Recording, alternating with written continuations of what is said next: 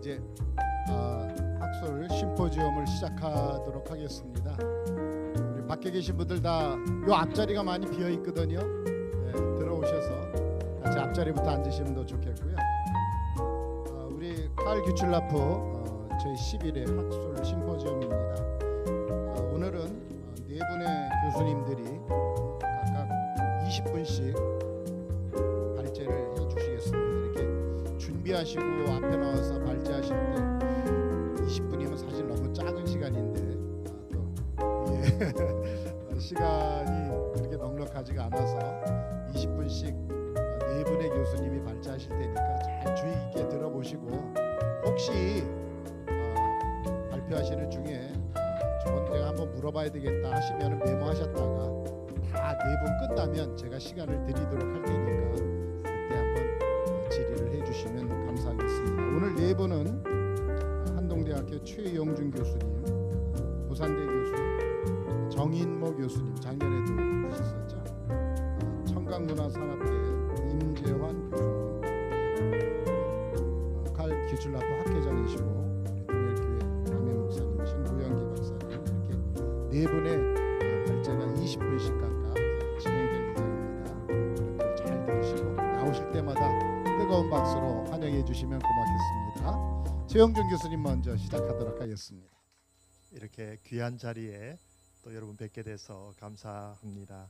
또 이런 좋은 또 심포지움을 개최해 주시고 또 발표할 수 있는 그런 기회도 주셔서 감사합니다.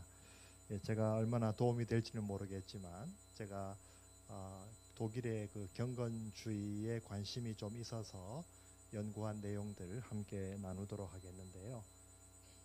우리 사실은 저보다도 우리 오현기 박사님이나 우리 정인모 교수님이 더 전문가이신데 제가 매도 먼저 맞는 게 나을 것 같아서 제일 먼저 발표를 하게 되었습니다. 주로 아우구스트 헤르만 프랑케 목사님에 대해서 좀 더 말씀을 드리겠고 귀출라프는 우리 또 오현기 박사님이 더 잘 아시기 때문에 나중에 강의를 들으시면 될 것 같습니다. 예, 특별히 제가 관심이 있는 것은 선교뿐만 아니고 이제 교육인데요. 우리 동일교회에도 동일 프로이데 아카데미가 있지 않습니까? 아까 우리 사회 하시는데 처음에 동일 프로이데 아카데미라고 말씀하셨는데 저는 그게 독일 프로이데 아카데미라고 들리더라고요. 그래서 동일교회, 독일교회 이름이 너무 비슷하다 하는 생각이 들었는데요. 갑자기 그렇게 들려서 저도 참 놀랐습니다만은 프로이데가 기쁨이지 않습니까? 기쁨의 아카데미, 참 좋은 이름인 것 같습니다. 독일이 왜 선진국일까요? 저는 한마디로 말하면 교육이 선진국이기 때문에 그렇다 저는 생각하고 있습니다. 네덜란드도 마찬가지인데요. 이 교육이 잘 되어 있는 나라는 발전할 수밖에 없죠. 근데 이 독일의 교육 시스템을 만드신 분이 바로 우리 경건주의에 중요한 역할을 하신 그 프랑케 목사님이십니다. 그래서 제가 먼저 이 독일의 교육 제도를 먼저 보여드렸고요. 이 프랑케 목사님의 이름을 따서 이렇게 독일의 그 학교 이름도 이렇게 있습니다. 이게 보시면 아우구스트 헤르만 프랑케 슐레라고 하는데 특별히 독일 그 중부의 그 데트몰트 또는 리퍼 이런 지역에 가시면 한 학교가 아니고 여러 학교의 여러 학교들이 함께 있습니다. 이분들은 주로 러시아로 갔다가 다시 돌아오신 독일 분들이 많으신데요. 이분들이 한 200년, 300년 전에 그 러시아의 여자 황제였던 그 카타리나 여제 그분이 독일 그 분이었거든요. 그때 많이 이민을 갔다가 나중에 이제 스탈린 때 박해를 받아서 다시 많이 돌아오셨어요. 그래서 이분들이 참 신앙이 좋은 분들이고 다 경건주의의 영향을 받은 분들인데 실제로 제가 이 학교를 한번 방문해 보니까 그 지하실에다가 박물관을 만들어 놓았는데 이 조상들이 그 구소련에서 박해를 받았던 그 고난의 역사들을 쭉 전시를 해 놓았더라고요. 그걸 보면서 우리 그 신앙의 선배들이 일제시대 때 신사참배를 거부하다가 또 여러 가지 고난을 당하신 그런 이야기와 너무 비슷해서 제가 그 이야기를 나누어 주니까 아주 그 동질감을 많이 느낀 적이 있습니다. 자, 이분들이 여기서 아주 좋은 그 학교를 운영하고 있다는 거 먼저 말씀을 드렸고요. 이 프랑케 목사님은 제2의 마틴 루터라고 불릴 정도로 독일의 새로운 신앙적인 부흥을 일으킨 경건주의의 대표자라고 할 수 있겠습니다. 이분에 대해서 간략하게 말씀을 드리겠는데요. 이분은 처음 별명은 그 고아들의 아버지입니다. 고아원을 하시면서 많은 고아들을 돌봐주셨기 때문에 그들을 처음 교육시키신 분이기 때문에 그런 고아의 아버지 이런 별명이 있는데요. 북쪽에서 태어나셨고 소년 시절부터 주님을 경외하는 것이 지혜의 근본인 것을 깨달았다 이렇게 고백하는 것을 볼 수가 있습니다. 그리고 이 생애는 조금 빨리 지나가게 했는데요. 여러 대학에서 공부를 했는데 특별히 저기 북쪽의 킬과 함부르크에 있을 때 많은 경건주의 그 목사님들 슈페너라든가 이런 분들을 만나게 되었고요. 라이프치히에서 박사학위를 받으셨는데 거기서 이제 교수가 되셨지만 이분이 워낙 그 출중하시고 경건하시니까 다른 교수님들로부터 조금 이렇게 배척을 당하셔서 그 실직을 하시게 됩니다. 그래서 좀 낙담을 하신 가운데 좀 이런 영적인 위기도 체험하시게 되었는데요. 이렇게 신학을 공부를 많이 했지만 주님을 인격적으로 만나지 못했다라고 고백을 하신 적이 있습니다. 그래서 이런 위기를 경험하면서 아는 친구로부터 이제 이 요한복음 20장 31절을 가지고 설교를 부탁을 하셨는데 본인이 정말 이 믿음을 갖고 있는지 자신이 없었다는 것이죠. 이 말씀을 보시면 사도 요한이 내가 이 요한복음을 쓴 목적은 예수가 그리스도고 하나님의 아들이심을 믿어서 영생을 얻게 하려는 것인데 본인이 그걸 잘 확신이 없으니까 이 설교를 하기가 어려워진 것이죠. 그래서 이분이 이제 작정을 하고 기도를 시작합니다. 그러면서 성경을 읽기 시작하는데 그 성경을 읽는 가운데 하나님께서 놀랍게 만나 주십니다. 이분이 겸손하게 주님 앞에 무릎 꿇고 자신을 믿음이 없었던 것을 회개하면서 다시 한번 헌신을 하니까 주님께서 이 말씀을 통해서 강한 확신을 주셨습니다. 이 고린도후서 4장 7절을 보시면 이 보물이 질그릇에 있고 엄청난 능력이 우리에게서 난 것이 아니라 하나님에게서 난 것이라는 말씀이 이분에게 아주 새로운 능력으로 임하게 되었고 그 후부터 하나님께서 이분을 귀하게 쓰시게 되는 것을 볼 수가 있습니다. 그런데 이제 임지가 없다 보니까 상당히 어려운 상황에 있었는데 아까 말씀드렸던 그 야콥 슈페너 목사님을 통해서 할레 바로 옆에 있는 이 작은 교회 글라우하에 있는 그 상트 게오르근 킬셰의 담임 목회자로 부임을 하게 되었습니다. 근데 이 교회 당시는 30년 종교 전쟁이라든가 그다음에 여러 가지 전염병이라든가 이런 것들 때문에 이 독일 전체가 아주 어려운 상황에 있었고 고아가 많았고 과부들이 많았고 남자들은 대부분 전쟁에서 사망한 경우들이 많았고 남아있는 가장들도 뭐 술이나 뭐 담배나 뭐 노름이나 이런 쪽으로 많이 방탕해져서 아주 어려운 상황에 있었습니다. 그때 이분이 이제 계속 말씀을 전하면서 이 말씀을 강조합니다. 이 창세기 18장 19절에 보시면 하나님께서 아브라함을 선택하신 이유가 단순히 그냥 그것이 아니고 자식들과 자손들을 잘 가르쳐서 순종하고 옳고 바른 일을 하도록 그렇게 하면 내가 약속한 대로 다 축복해 주겠다는 말씀을 계속해서 학부모들에게 설교를 강조했습니다. 이 말씀을 하니까 이제 부모님들이 자녀 교육에 대한 책임을 각성하게 되고 그때부터 이제 교회가 새롭게 살아나기 시작했습니다. 그래서 그 목사님 조그만 사택에서 고아들을 모아다가 이제 가르치기 시작했고 그때 헌금통을 조그만한 그 이렇게 놔두었는데 어느 귀부인이 큰 금액을 헌금을 하셔서 이제 고아원 학교를 짓게 됩니다. 그러면서 이제 그 옆에 있는 할레 대학에서 강의도 하셨는데 이분은 원래 고전어 전공이기 때문에 성서 뭐 히브리어 외에도 고대 근동어를 아주 잘하시는 그런 언어학자이셨습니다. 그래서 여기서 이제 강의도 하셨는데 여기가 바로 마틴 루터의 이름을 따서 그 마틴 루터 유니버시티 할레 분교였습니다. 원래 본교는 비텐베르그에 있었는데 지금은 바뀌어 가지고 할레가 이제 본교가 되었고 비텐베르그는 분교가 되었습니다.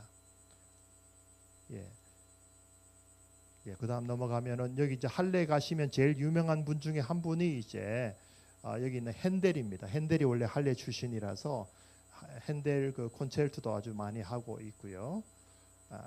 근데 여기서 이제 이분이 경건주의 운동을 본격적으로 일으키는데 경건주의가 무엇인지 제가 한번 간략하게 요약을 해 보았습니다. 첫 번째로는 성령을 통해 한 개인이 인격적으로 구원을 경험하고 경건을 내면화하는 것입니다. 둘째로는 중생한 사람들이 공동체로 살면서 신앙의 열매를 맺는 것을 강조했고요. 세 번째로는 그 성경을 삶의 기원과 규범으로 보았습니다. 그때는 성경 한 권의 가격이 집안채 값만큼 비쌌거든요. 그렇지만 이제 여기서 칸슈타인 성서 공회를 만들어서 성경을 대량으로 이제 출판을 해서 학생들이 다 자신의 성경을 가질 수 있도록 하고 매일 성경을 암송하고 성경을 묵상하게 하는 훈련을 하게 됩니다. 그래서 말씀과 삶이 일치하는 삶을 강조했고 마틴 루터가 강조했던 것처럼 모든 성도들은 제사장이라는 것을 강조했고 또 아주 그 절제된 삶을 강조했습니다. 그래서 아주 학생들을 가르칠 때도 엄격하게 디스플린을 많이 했고요. 이렇게 하면서 이분의 비전은 학생들을 교육시킴으로써 사람을 변화시켜서 세상을 변화시키는 또 교회를 개혁하고 세상을 변화시키는 교육을 통해서 선교를 통해서 세상을 변화시키는 그것을 목표로 했었습니다. 자, 이런 사역을 계속했는데요. 그래서 점점 시설이 이제 확장이 됩니다. 이렇게 지금도 기네스북에 등재될 정도로 가장 긴 건물들이 저렇게 세워졌는데 이 예산은 그 당시에 이 그 프로이센 왕이 직접 여기를 방문해서 이분의 사역에 감동을 받고 국가 재정을 지원해 주기로 결정을 합니다. 그리고 왕실의 예산을 축소시켜 버리고 그 왕은 아주 그 검소하게 사시면서 교육에 아주 많은 투자를 하게 된 것이죠. 그래서 한 50년간 여기에서 놀라운 이제 그런 변화가 일어나기 시작했고요. 또 매 주일은 이 교회에서 오전에는 설교를 하셨고 또 오후에는 그 설교 본문을 원어로 가르치는 그 성경 공부반을 또 운영을 하셨댔습니다. 이것이 이제 원래 제일 먼저 세워진 본관 건물인데요. 처음에는 이제 고아들을 교육시키는 그 건물이었고 지금도 이 할레 재단의 그 프랑케 재단의 본관 건물로 사용되고 있습니다. 1층은 박물관이고요, 2층은 도서관이고요. 그 다음에 여기 보시면 여기 삼각형이 이렇게 있는데 여기 독수리가 2마리 있고 여기 태양이 있습니다. 그리고 여기에 무슨 말씀이 적혀 있느냐 하면 이사야서 말씀, 오직 여호와를 앙망하는 자는 새 힘을 얻을 것이고 독수리가 날개치며 올라간다는 그 말씀이 적혀 있는데 그것이 이 제단의 주제 말씀이 되겠습니다. 그리고 이게 오른쪽에 작은 건물이 바로 그 목사님 사택이었는데 지금은 이 제단의 사무실로 사용하고 있습니다. 총체적인 사역인데요. 단순히 교육만 한 것이 아니라 아까 말씀드렸던 성경을 원어로 가르쳤기 때문에 이 귀슬라프 선교사님도 그 영향을 받아서 이 여러 나라 언어를 쉽게 아시죠.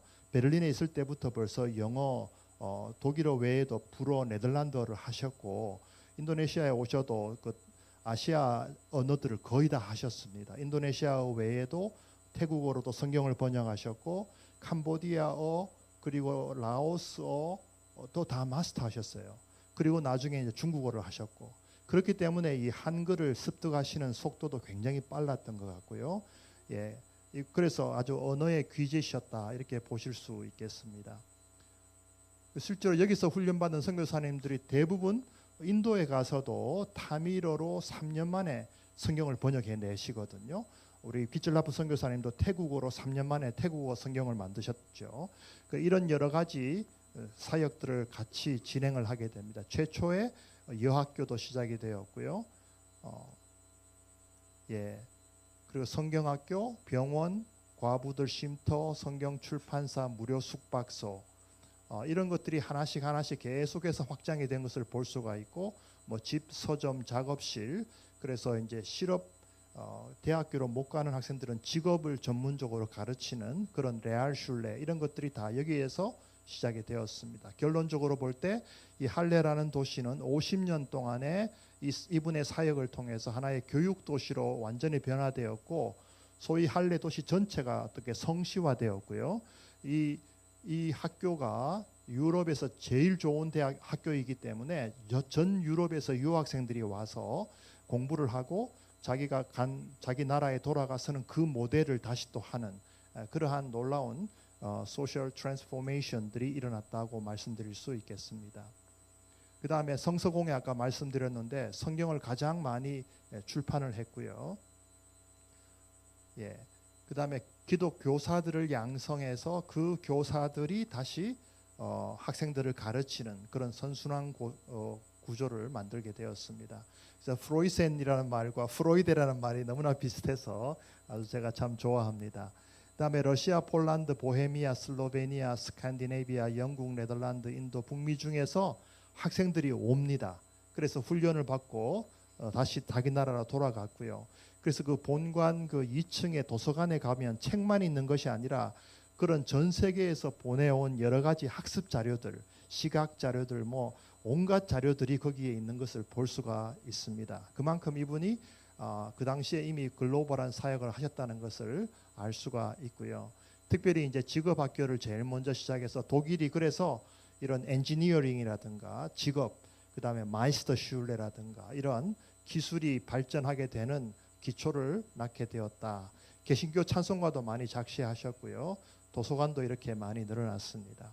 자, 이런 종합적인 사역을 하셨기 때문에 이 독일이 교육의 시스템이 기초를 잘 놓았다고 할 수 있고, 그 경건주의 운동과 교육 철학을 통해서 프로이센이 독일을 통일하게 되었고, 그 영향을 받은 선교사님이 우리 조선의 고대도에 왔다는 것은 놀라운 하나님의 섭리가 있다고 저는 생각을 합니다. 우리가 그 정신을 제대로 배우고 우리 한국에도 올바른 그런 성경적인 신앙 교육을 하는 기독교 학교들이 더 많아질수록 우리나라는 더 소망이 있다 그렇게 생각을 합니다. 참고로 말씀드리면 독일에는, 네덜란드나 독일에는 사교육이라는 게 하나도 없습니다.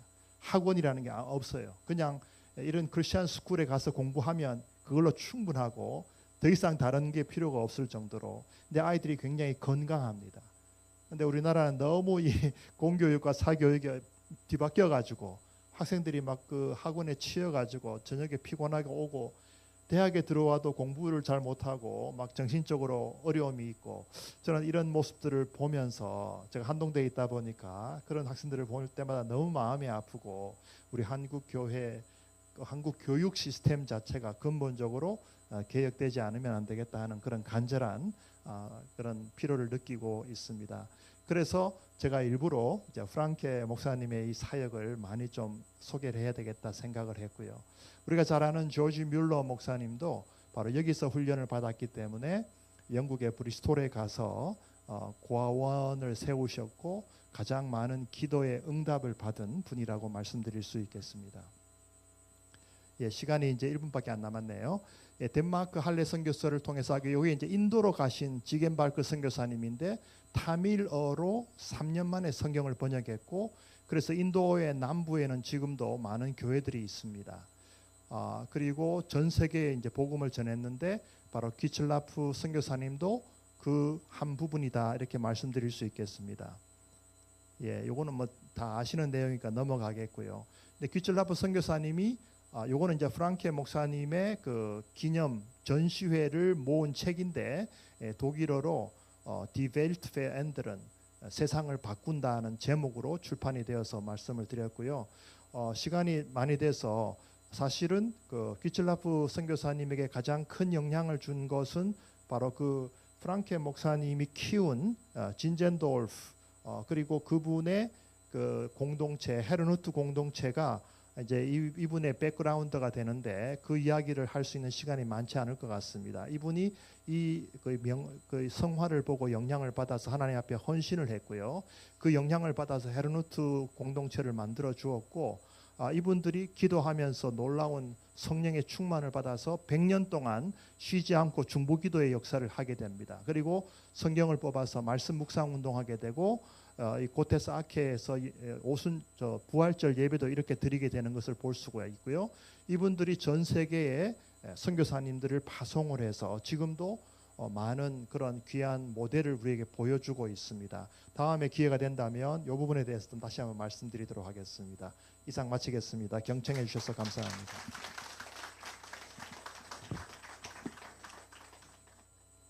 예, 반갑습니다. 부산대학의 정인모 교수라고 합니다. 재작년, 작년 세 번째로 이렇게 왔습니다. 재작년에는 비슷한 그 귀틀라프와 경건주의에 대해서 이렇게 했고, 작년에는 귀틀라프의 서성 요한 예니케에 대해서 이렇게 했습니다. 그래서 얼마나 교육이 중요한가, 방금 우리 최영준 교수님께서 이렇게 하셨듯이 교육 이런 게 굉장히 중요하다 이렇게 생각을 합니다. 그리고 이게 다 이제 이 귀틀라프 하면은 경건주의를 빼놓을 수 없고 다 이제 그거하고 연결되기 때문에 오늘 제 1강의에서 이제 중복되는 부분들은 다 빼고 나머지 부분들을 가지고 좀 간략하게 소개하려고 합니다.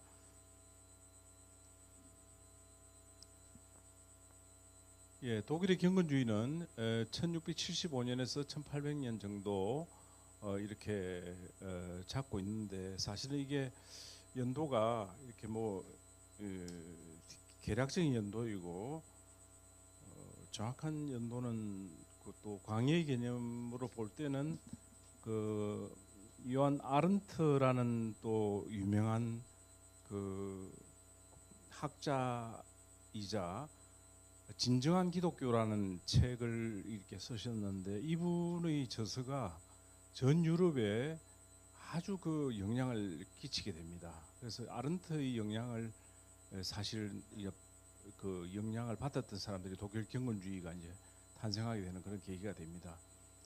그래서 크게 보면 이제 광해의 개념으로 보면 아른트로부터 시작돼서 아주 넓게 볼 수 있고, 보통 히베의 개념으로서는 우리가 이제 슈페너부터 시작한다 볼 수 있습니다.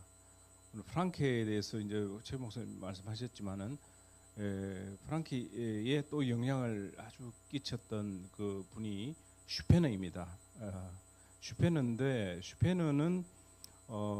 슈페너가 쓴 책 중에서 경건주의라는 말이 이제 처음으로 나오게 됩니다. 그래서 이제 그때부터 경건주의가 이렇게 얘기되고 있고, 이 연도나 또 그 경건주의에 대한 여러 가지 그 종합적인 책들은 슈케탄츠라는 그 분이 독일 경건주의에 대해서 쓴 책이 있습니다. 그 책에서 이렇게 많이 참고를 할 수 있는데, 어쨌든 경건주의를 한마디로 이야기한다면은 가장 중요한 루터 이후에 가장 중요한 신앙 갱생 운동이었다.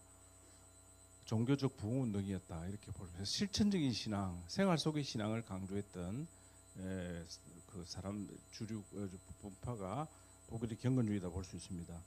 독일의 경건주의는 이 사람이 아른트입니다. 참고를 하시고, 독일의 경건주의는 뭐 몇 개로 나눌 수 있는데, 크게 볼 때 브레멘 경건주의가 있고, 네덜란드 라인강 하류에 의해서 생겨났던 경건주의고, 그다음 마인 강변의 프랑크푸르트 경건주의가 있습니다. 슈페너 초기에 해당된다 볼 수 있고, 그 다음에 비텐베르크 경건주의가 있습니다. 뱅헬이라고 우리나라에도 잘 많이 알려진 분인데, 이분의 그 경건의 어떤 이 정신 이런 것들이 지금 슈투트가르트 근처 주변에 이 경건주의의 어떤 정신을 받던 이런 신학교나 예를 들면 지금 한동대하고 교류를 하고 있는 리벤첼 학교라든지 이런 대학들이 저희 우리 최영준 목사님이 한동대 오면 학생들이 오면 저 부산대학에 부산에 이렇게 구경을 가고 싶다면 저한테 연락 옵니다. 그러면 제가 이제 학생들 보내라 해가지고 차 한잔 사주고 이러는데 그들하고 얘기해 보면 아주 신앙이 좋습니다. 그래서 지금 아직도 독일에는 이제 그런 교육이 살아 있다는 겁니다. 그래서 이제 비텐베르크 경건주의가 있고 그 다음에 아까 말씀드린 그 헤렌루트 경건주의, 진젠도프 이 경건주의가 있고 그 다음에 할레 경건주의가 있습니다. 프랑케. 그래서 이 두 개는 방금 이야기한 거하고 좀 비슷한 그런 맥락 속에 있습니다. 공통점은 뭐냐면은 경건주의를 혹자는 또 이렇게 신비주의로 이렇게 또 혼돈해서 쓰는 경우가 많습니다. 그렇지만 경건주의는 무엇보다도 어떤 심령의 어떤 체험 이런 것도 강조하지만은 가장 중요한 게 성경의 기초를 둔 말씀의 기초를 둔 그 어떤 그 운동이라는 겁니다. 그렇기 때문에 다 목사님들도 보면은 그 루터교 목사님들이 이제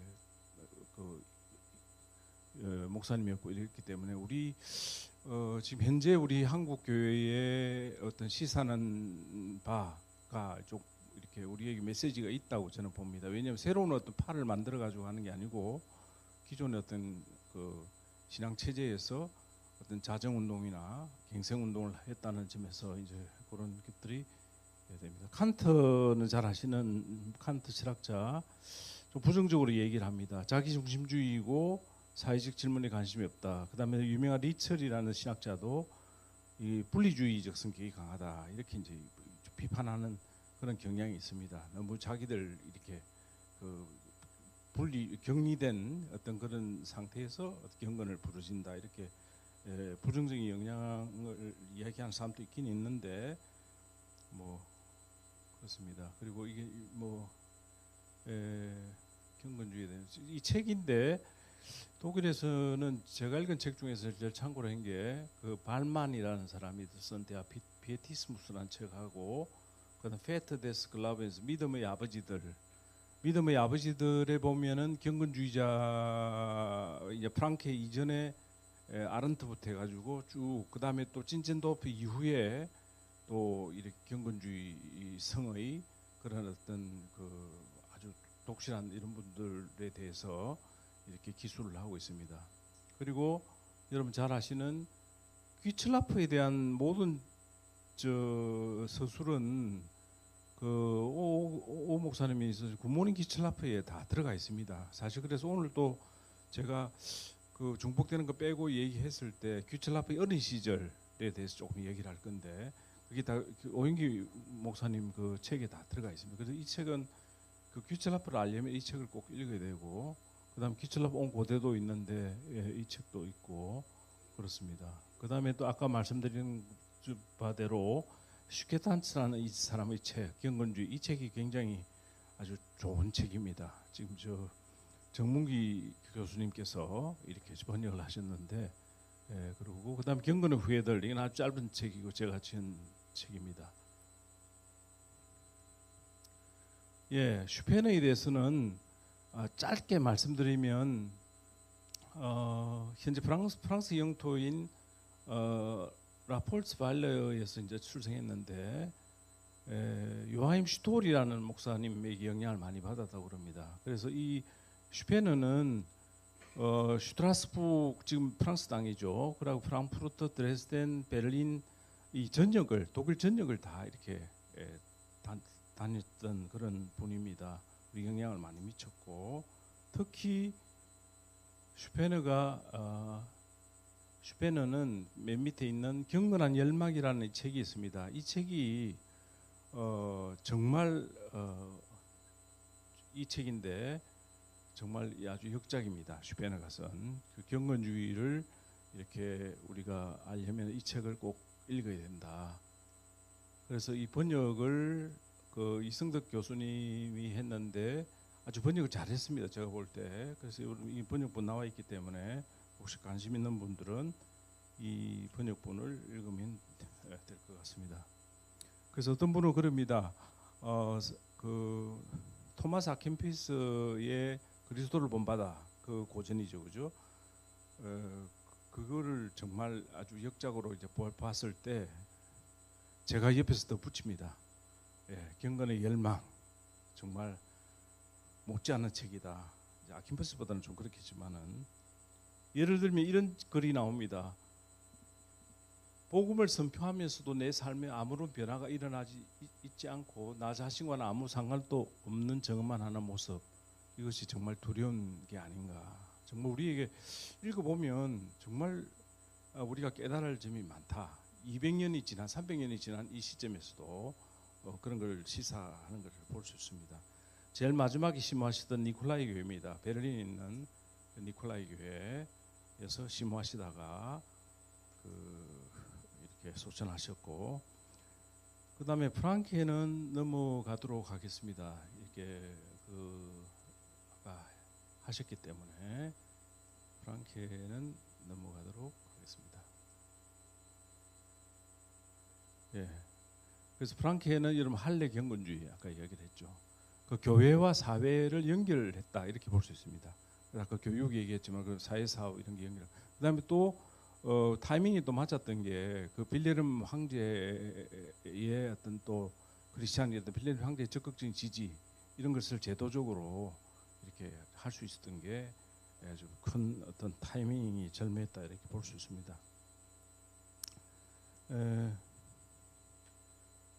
그다음에 진젠도르프도 있는데, 그래서 여러분 경건주의자 하면 보통 우리 세 사람을 듭니다. 아까 이야기한 슈페너, 프랑케, 진젠도르프 이 세 사람을 듭니다. 우리 동일교회 장로님들이나 성도님들은 우리 오인기 목사님께서 너무 이렇게 자주 말씀하셔서 한 4년 전인가 제가 동일교회 옛날 교회에 제가 특강하러 가니까 우리 정수모 목사님 그러더라고요. 교수님, 우리 교인들은요 진젠도르프 다 알고 있습니다 하더라고요. 그래서 저보고 어렵다고 이렇게 생각할 거라고 생각하지 말고 마음껏 그냥 하시라고 이렇게 이야기를 하더라고요. 그래서 뭐 진젠도르프 여러분 잘 아실 건데 이 세 사람이 경건주의의 어떤 대표적인 사람이다 이렇게 볼 수 있습니다. 근데 이제 뭐 학자에 따라서는 조금 이 진젠도르프는 조금 이렇게 또 색깔이 약간 다른 좀 이런 거로 이제 보는 사람도 있긴 있는데, 그래도 우리가 크게 볼 때 이렇게 볼 수 있다. 진젠도르프는 여러분 잘 아시지만은 뭐 아주 탁월한 영적 리더십이었습니다. 이 그 헤레누트라는 곳이 그 체코 후스파하고 이런 사람들이 이주를 와가지고, 그러니까 이 주류에서 밀린 아주 신앙을 지키려고 했던 이런 사람들이 주로 갈 수 있는 곳은 국경 있는 이런 곳이었습니다. 그 네덜란드하고 독일하고 뭐 국경에, 또는 이탈리아하고 그 프랑스 국경에 발도파가 있었고 이런 것처럼 굉장히 이제 그 국경에 이제 많이 있게 되는데, 헤레누트도 이제 그런 거죠. 그래서 우리가 잘 알려진 모라비안 선교, 그 아주 존 웨슬리의 영향을 많이 미치다 감리교가 진젠도르프부터 시작한다 이렇게 볼 수 있습니다. 그리고 아까 이야기한 로중 이 말씀 묵상집에 났고, 자 이런 것들은 이제 여러분 저 경건주의에 대해서 이야기를 했고, 이제 칼 키첼라프에 대해서 얘기를 하겠습니다. 칼 키첼라프는 그러니까 한마디로 얘기하자면 경건주의 영향을 받았는데, 그럼 경건주의 뭘 영향을 받았는가 했을 때 딱 두 가지입니다. 하나는 뭐냐면은 할례 경건주의 영향과 그다음 진젠도르프의 또 경건주의가 어떻게 다 영향을 받았다 이렇게 볼 수 있습니다. 왜? 이 할례 경건주의는 그 칼 키첼라프가 태어난 곳이 피리츠라는 곳입니다. 여러분 저 카페 이름이 피리츠죠. 그래서 카페 들어가실 때 저는 이제 키첼라프가 태어난 곳이구나 이렇게 아시고 들어가서 커피를 드셔야 될 것 같습니다. 그래서 피리츠가 지금은 폴란드 땅이거든요. 이전에 그 폴란드, 지금 현재의 어떤 폴란드가 독일 땅이었습니다. 좀 한 부분이.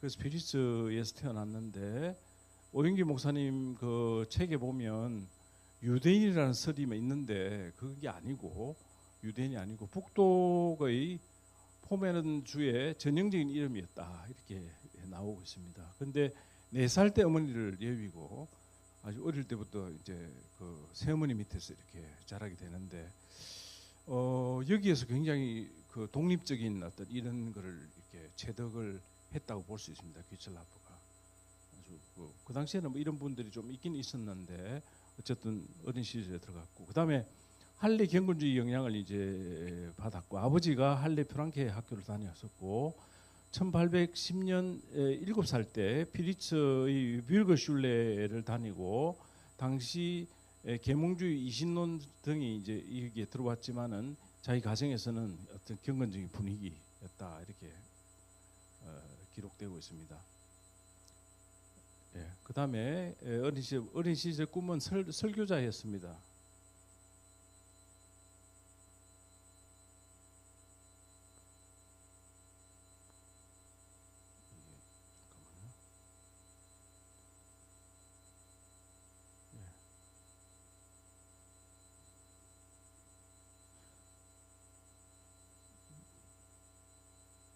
자, 그냥 뭐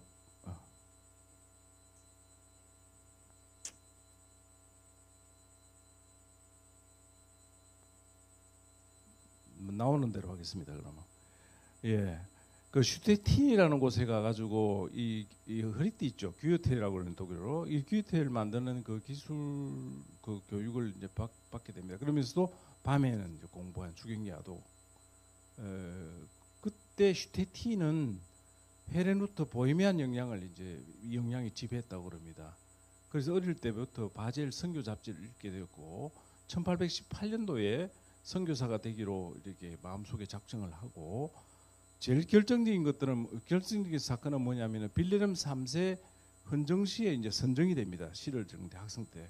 그래가지고 황제의 마음을 이제 열게 되고 이것을 다윗의 열쇠라고 이렇게 부를 정도로 되었고 그 다음에 1820년 11월 28일에 할레이 고아기술학교에 가려고 하다가 21년도 1월달에 베를린 선교학교에 이렇게 키를 털게 됩니다. 그래서 귀슬라프는 할레의 영향을 받았지만은 할레에 있는 학교는 아니고 베를린 선교학교에 바로 입학을 하게 됩니다. 그 저기 이제 한 달 상관이기 때문에 그리고 지금 우리나라에 좀 알려진 거는 뭐냐면은 규철라프가 할레에 있는 학교를 다녔다 이렇게 이제 많이 알려져 있거든요. 그래서 조금 그거는 잘못된 게 아닌가 싶습니다.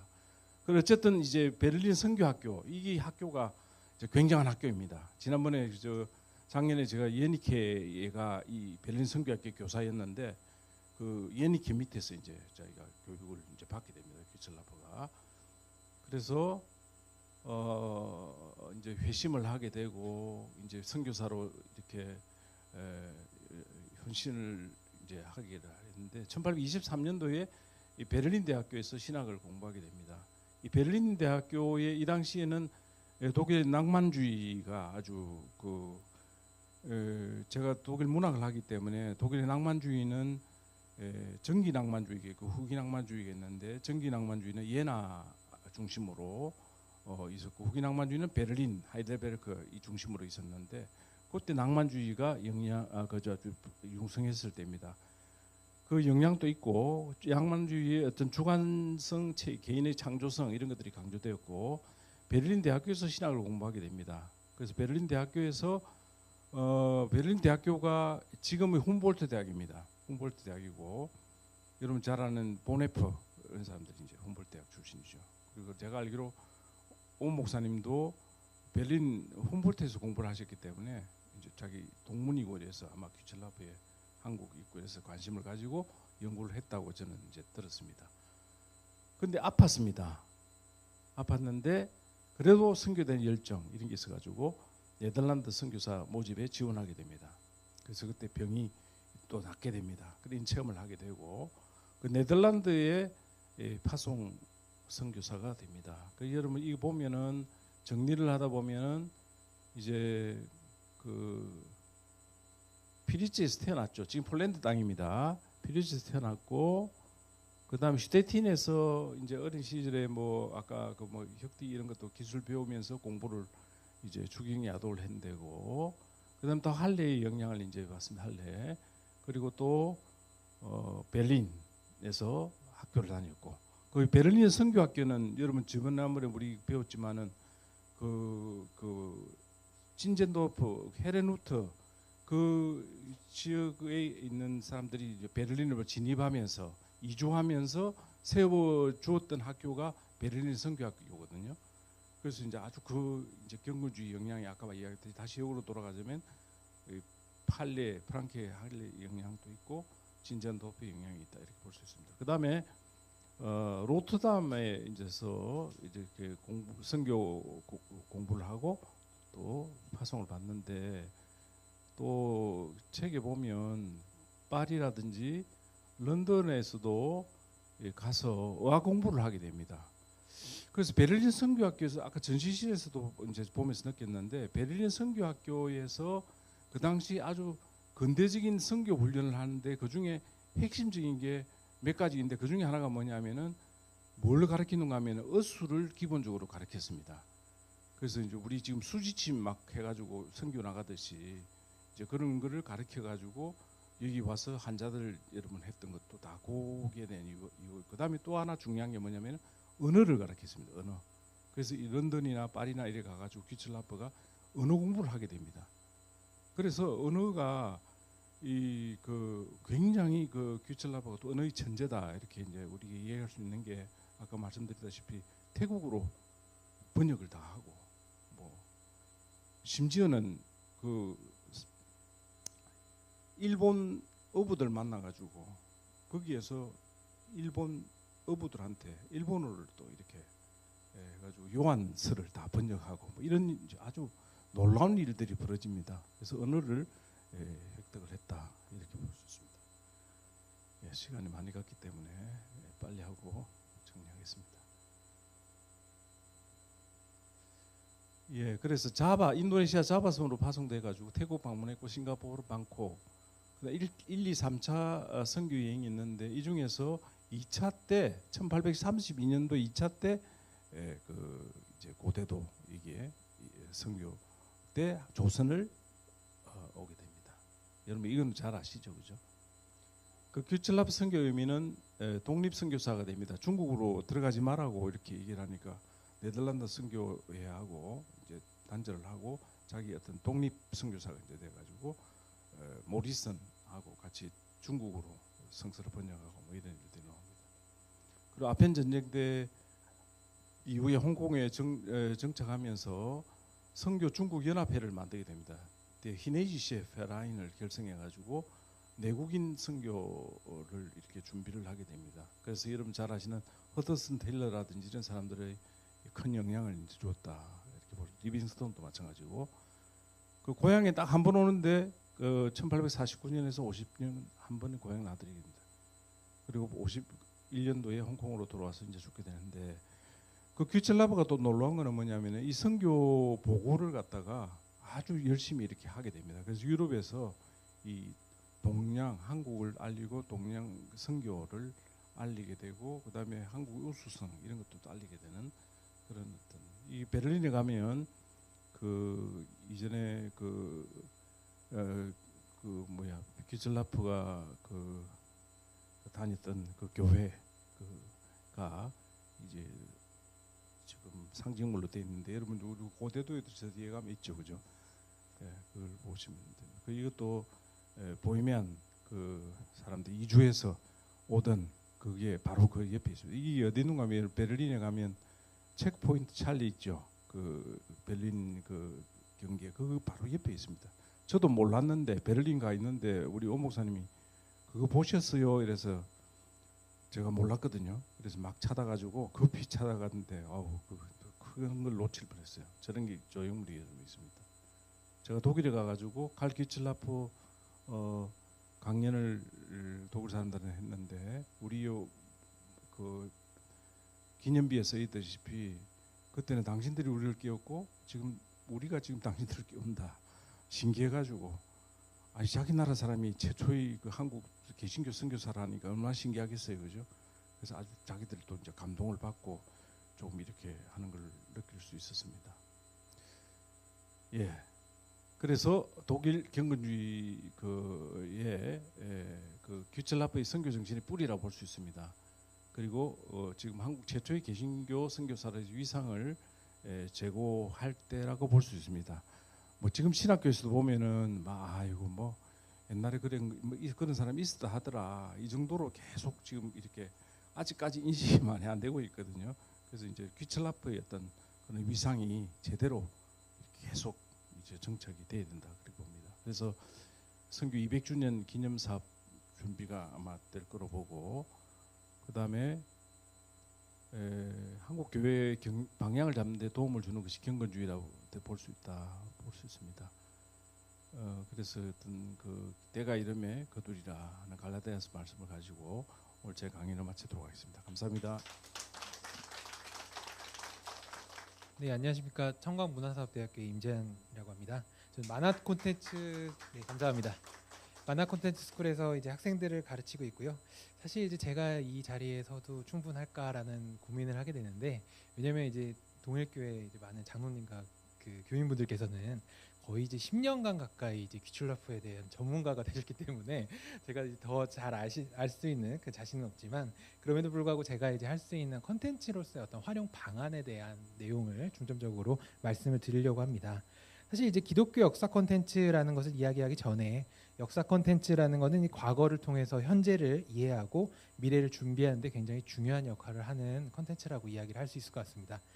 거기다가 이제 기독교 역사 컨텐츠라는 것을 이야기할 때는 신앙의 뿌리를 되새기고 역사 속에서 하나님의 섭리를 발견하며 신앙 공동체의 정체성을 확립하는 데 기여할 수 있는 컨텐츠를 이제 기독교 역사 컨텐츠다라고 이야기를 할 수 있을 것 같은데요. 우선적으로는 이제 성경이나 신앙서적, 역사서적 같은 문헌 자료, 그리고 이제 교회 성당 선교사 묘역, 이제 순교지 같은 유적지, 그리고 이제 교재 영상 자료, 교회 학교 자료 등의 교육 자료, 그리고 영화, 드라마, 다큐멘터리와 같은 미디어 컨텐츠를 우리는 기독교 역사 컨텐츠다라고 이야기를 할 수 있을 것 같습니다. 사실 이제 귀출라프가 다녀간 이후로 이제 기독교 역사 컨텐츠의 이제 역사 문화 관광, 지역 관광화 활성 측면에서 귀출라프의 사역과 그 삶의 의미를 우리가 뒤집어 볼 때 성지 순례 프로그램이라든가 역사 유적지 탐방, 기독교 문화 체험 다양한 관광 상품으로 우리가 이제 개발을 할 수 있는 여지가 충분할 것 같습니다. 이유는 이제 한글 자모를 채집해서 주기도문을 번역하거나 서양의 한글을 소개한 그의 업적을 우리가 이제 더 다양한 각도로 좀 고민을 해봐야 될 것 같은데요. 뭐 잘 아시다시피 농업 기술을 보급을 하거나, 그리고 이제 의사로서 또는 이제 통상가로서 우리나라 최초의 이제 통상 요구를 한 이제 에머스도어를 타고 평화적 방식으로 이제 문화적인 어떤 수교를 이제 요청을 했었다는 그 의미에서 우리가 이제 그 의미를 다시 한번 좀 생각해 볼 필요가 있을 것 같습니다.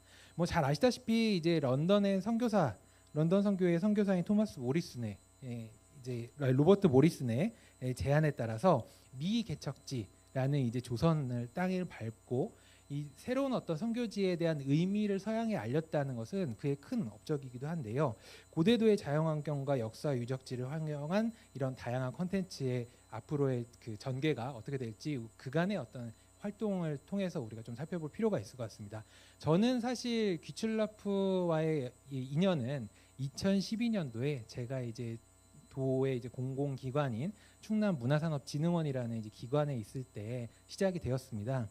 당시에 사실 이제 저희 팀의 이 사업이 할당이 됐을 때는 뭐 그렇게 크지 않은 예산의 사업이었고, 선교 180주년을 기념하는 세미나를 좀 요청을 하는 형태로 저희가 위탁을 받았는데, 저희 팀에서 이제 그 저희 팀장님이 저보고 재환이 교회 다니지?라고 하면서 이제 이야기가 시작되면서 이제 제가 담당을 하게 되었습니다. 그때 당시에 사실 제가 오영희 박사님께 이렇게 자문을 여쭙고 하기 시작했던 것은 굉장히 또 가깝게 이제 백석대학교에서 이제 그 사역을 하고 계실 때 이제 인연을 맺게 됐는데요. 그때의 이 학술 세미나와 다큐멘터리 제작, 이 선교순례 코스의 어떤 이런 기획이 어떻게 보면은 이 귀출라프 이 미션 아일랜드라고 하는 고대도 섬을 알리는데 이제 보령시에 큰 마중물이 되지 않았나라는 것을 다시 한번 좀 되새겨 볼 수 있을 것 같습니다. 그때 이제 제작된 다큐멘터리도 사실 이제 홍콩 지역 같은 경우는 뭐 굉장히 이제 태풍이 날씨가 굉장히 이제 험악한 상황에서 이 귀출라프의 묘역을 찾은 과정 속에서 굉장히 어려움이 많으셨던 걸로 제가 전에 들었는데, 단 세 분이서 촬영을 가셔가지고 이렇게 좀 훌륭한 이제 다큐멘터리를 남기셨다는데 굉장히 좀 의미가 있을 것 같고요. 당시 이제 홍콩, 베를린, 뭐 비텐베르크나 드레스덴을 방문하면서 비텐베르크의 삶과 사역을 취재했고 그게 또 이제 그 해에 이제 두 회의 방송이 되고 그 다음에 또 두 차례 방송이 되면서 꽤 이제 귀출라프라는 어떤 그런 그 인지도를 인물에 대한 역사적 인물에 대한 인지도를 갖게 하는데 많은 역할을 하지 않았나라고 이제 생각을 해볼 수 있을 것 같습니다. 2012년도에 제가 이제 이 사업을 담당을 했을 때 저는 이제 만화를 전공을 했고 이제 콘텐츠를 개발하는 게 저의 이제 주요 포지션이었기 때문에 당연히 이제 세미나에서 끝나는 것이 아니라 이게 좀 어떤 만화화가 되거나 이제 교재화가 되는데 부분에서 조금 이제 그 제가 가진 역량을 좀 발휘를 할 수 있었는데요. 그때 이제 일러스트 맵이라든가 아니면은 이런 만화책과 같은 교육 교재를 만들어서 이제 약 그 1000부 정도 제작을 해서 당시에 이제 고대도에 오셨던 분들이라든가 아니면 방문하신 분들에게 나눠줄 수 있는 그런 프로그램들을 만들기도 하였습니다. 제가 이제 그간의 어떤 2012년도부터 말씀드린 세미나를부터 시작을 해서 최근까지의 사료들을 제가 쭉 한번 자료들을 기사를 통해서 이렇게 언론에 나온 기사를 통해서 쭉 모아보고 했었는데 정말 큰 역사가 있었고 사실 이제 앞서 이제 조민무 교수님과 이제 교수님께서도 말씀을 하셨지만 사실 이게 어떻게 보면은 굉장히 그 사람이 할 수 없는 일들의 어떤 그런 역사가 있지 않았나라고 생각을 해봅니다.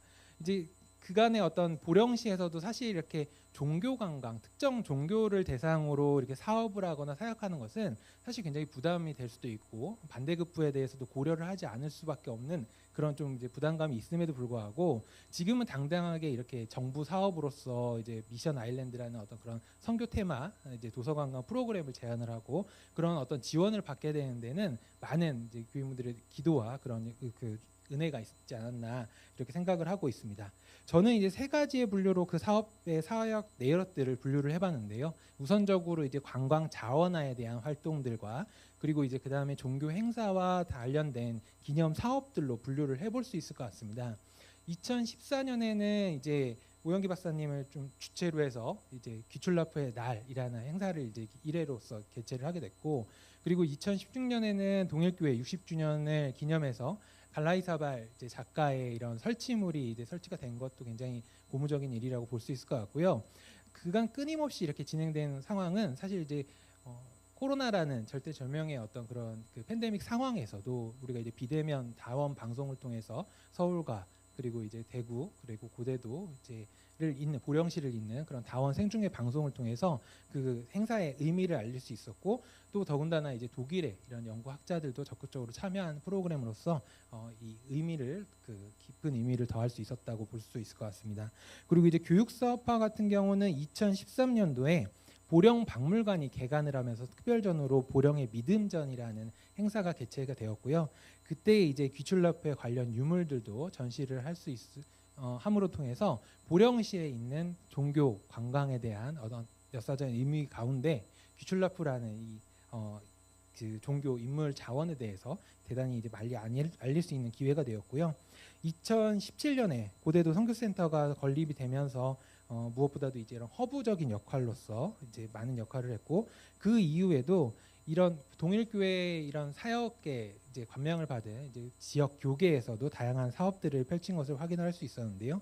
귀출라프 장학회가 출범을 하거나 외국인 선교 한글 문화센터가 개소를 하거나 이런 틈새 전도대회라든가 감자신기 기념예배라든가 한글 문화마당 개최 같은 이런 사업들이 다양하게 이제 벌어지고 있음을 확인을 할 수가 있었습니다. 물론 이제 여기에 나온 내용들은 사실 이제 고대도가 아닌 원산도를 주장하는 설에 의해서 좀 진행된 의미도 있지만 그 어떤 지역 간의 이런 어떤 내용을 떠나서 사실 이 모든 과정들이 어떻게 보면 귀출라프가 이 보령 지역 고대도 안항에 정박을 하고 이제 이제 모선을 두고 각 지역을 돌아다님으로 인해서 사역의 어떤 그런 그 발자취를 우리가 따라가는 어떤 그런 의미가 있지 않을까 이렇게 생각을 해볼 수 있을 것 같습니다. 칼 귀출라프의 역사 콘텐츠는 지금 이제 앞서 말씀하신 대로 이제 굿모닝 귀출라프라든가 고대도 귀출라프 온 고대도라는 책을 통해서 굉장히 잘 정리가 되어 있다라고 이야기를 할 수 있을 것 같고요. 물론 그 이전에도 허익 교수님이라든가 이제 이런 그 다양한 이제 학자분들이 귀출라프의 행적을 따라가는 그 연구를 꾸준히 하고 계시고 사실 앞서 말씀드렸지만 이제 원산도 설과 이제 고대도 안항설에 대해서 뭐 이제는 사실 이제 어떤 논란의 여지에 대한 종지부를 찍었다라고 이야기를 할 수 있겠지만 왜 그렇게 이 안항이나 개갱이나 이런 어떤 내용들이 계속적으로 고민사항이 됐을까를 한번 제가 그냥 어떻게 보면 좀 약간 객관적인 입장에서 살펴보면 그로 인해서 많은 역사적 사료가 더 추가적으로 연구가 될 수 있었고 그로 인해서 완벽하게 이런 발자취들을 우리가 따라갈 수 있지 않았을까라고 생각을 해볼 수 있을 것 같습니다. 자, 그러면 이제 저는 이제 앞서 말씀드린 카일 길츠라프의 이런 사역들을 바탕으로 앞으로 어떻게 좀 더 활성화할 수 있을까라는 부분에서 말씀을 드리면 의사나 언어학자 그리고 통상가이자 농업 기술인이었던 귀출라프의 이런 사례를 우리가 이제 선교 사역에 국한된 것이 아니라 다양한 소재로 접근하는 방안이 필요한데 저는 자료를 조사하다가 깜짝 놀란 것이 서울 광화문 앞에 이제 청와대가 있고 광화문이 있잖아요. 광화문 앞에 역사 물길이라는 그 이제 이 길이 조성이 되어 있는데 그 수로에 최초의 기독교 선구사 귀출라프가 한국에 들어왔다라는 게 1932년에 정확히 박혀서 이게 이제 기록이 되어 있다는 사실은 사실 우리가 이제 본격적으로 이제 이렇게 알려지고 세상에 알려진 게 그렇게 오래되지 않은 기간 가운데 이렇게 꾸준하게 성실하게 어떻게 보면 노력을 통해서 이제 드디어 이제 기론 이제 비종교인들도 이렇게 시민분들도 일반 시민분들도 그런 역사를 기릴 수 있는 사례들이 이제 점점 인식이 커지는 게 아닌가라고 생각을 하게 됩니다. 이 사례는 미국 함대 사령관이었던 페리 제독이 1845년에 일본의 그 시모다시에 이제 정박을 해서 함선이 정박을 해가지고 이제 통상을 요구를 했던 그 당시의 사례를 역사적으로 축제로 했던 어떤 기록 사례를 좀 참고 사례로 제시를 해봅니다. 시모다 개항이 만든 어떤 내외의 그 이런 어떤 새로운 위협을 어떻게 보면 그때 당시에는 이게 그냥 민간 통상 요구선도 아니고 어떻게 보면 이제 함선 이제 그러니까 군대죠 군인이 함선을 통상 수교 요구한 것을 일본에서는 그걸 어떤 문화적인 세계 평화의 어떤 국제 친선의 상징화로 이제 다시금 리브랜딩을 해서 1934년부터 이런 축제들을 계속하고 있다는 것은 어떻게 보면 이제 이런 귀출라프의 축제가 우리가 꾸준히 열리고 있지만 이것이 더욱더 좀 더 상징적인 어떤 역사성을 가진 행사로 발전할 수 있는데 여지가 있다라고 이제 생각을 해볼 수 있을 것 같고요. 이런 비슷한 사례는 우리나라에서는 이제 콘텐츠를 중점적으로 해서 1995년도에 이제 사진 보시면은 여러분 기억하실지 모르겠지만 1995년도에 방영된 모래시계라는 이제 드라마가 있지 않았습니까? 이제 거의 이제 44%에 가까운 시청률을 기록했던 이제 인기 드라마였는데 그때 고현정 배우가 이 정동진 역에서 이제 이렇게 바닷가를 바라보다 경찰에 이제 체포되는 장면입니다. 그때만 해도 이 정동진 역이라는 것은 어떻게 보면 이제 그 폐역이 될 위기에 처한 간이역에 불과했는데 지금은 이 드라마에 한번 소개된 이후로 지금은 이제 KTX가 다니는 굉장히 이제 좀 중요한 역할, 강원도의 이제 중요 관광 지역이 됐습니다. 이로 인해서 2020년부터 KTX가 다니면서 청량리역에서 정동진역은 약 1시간 50분이면 도착할 수 있는 새로운 역으로 탈바꿈을 했는데요. 저는 이러한 사례들이 이제 BTS가 등장했던 이런 해변의 바닷가의 버스 정류장이라든가 새로운 사례들이 이제 앞으로의 이런 고대도나 보령 지역이 처한 지방 소멸이라는 위기의 하나의 어떤 대안이 되지 않을까라고 이제 생각을 해봅니다. 뭐 사실 이제 이런 지방 소멸의 이야기는 많은 분들이 아시기 때문에 간략하게 이제 말씀을 드리고 넘어가자면 이런 어떤 대안으로서 우리가 고민을 해야 되는 것은 무엇이냐면 콘텐츠를 중점적으로 한 투어리즘의 어떤 개발이 이제 필요하다라는 이야기인데요. 요즘에 이제 뭐 젊은 청년부터 시작해서 많은 이제 분들이 사실 이제 드라마나 애니메이션, 영화나 웹툰 다양한 콘텐츠를 통해서 이런 지역의 그 배경이 됐던 지역이나 그 의미를 갖는 장소를 방문하는 것을 굉장히 즐기고 있다라고 이야기를 합니다. 그러니까 즉 21세기의 성지순례는 우리가 그냥 역사로만 이제 즐기는 어떤 그런 장소 방문이 아니라 새로운 어떤 그 콘텐츠를 통해서 내가 만났던 의미 있는 장소들을 방문하는 것을 성지순례라고 이야기하는 것이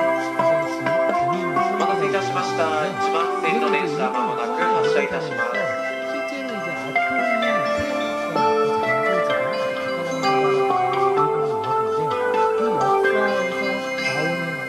도착 열차 도차 등도 이제 아톰의 이제 주제곡이기도 하고, 그 아톰이 태어난 해로부터 나이를 따져서 초등학교 입학할 나이가 되니까 실제로 입학식에서 이 아톰이 앉아가지고 같이 입학을 하는 어떤 이런 사례들을 우리가 찾아볼 수 있을 것 같고요. 그 외에도 이제 다양한 사례들을 우리가 찾아볼 수 있을 것 같은데, 뭐 만화로 예를 들자면 도토리언의 이제 사카이 미나토시 같은 경우는 이 요게라는 만화를 주제로 해서 그림을 그렸던 이 작가 미즈키 시게루라고 하는 작가의 그 캐릭터를 그 상점가에 배치를 함으로 인해서 1990년대 초반에는 2만 명에 불과했던 방문객 수가 이제 한 20년 뒤에는 372만 명까지 굉장히 이제 치솟는 그런 사례들을 우리가 찾아볼 수 있었습니다. 이처럼 사실 우리는 콘텐츠를 통해서 다양한 지역들을 소개하고 만나볼 수 있기 때문에 저는 이제 좀 새로운 캐릭터로서 우리가 귀출라프를 새롭게 이제 재해석하고 이제 홍보를 할 필요가 있다라는 말씀을 좀 드리고 싶습니다. 뭐 시간 관계상 제가 이제 조금 빠르게 넘어가고 있는데요. 공주시 같은 경우는 지자체 캐릭터를 고마곰이라고 하는 캐릭터로 이제 만들어서 그 지자체를 알리고 이제 굉장히 이제 그 홍보를 열심히 하고 있는데요. 작년에 이제 수해 당시에 이제 고마곰이 떠내려가는 사례가 있었습니다. 근데 이 고마곰이 인근 지역의 미르섬이라고 하는 지역에 이렇게 이제 발견을 할 수 있었는데요.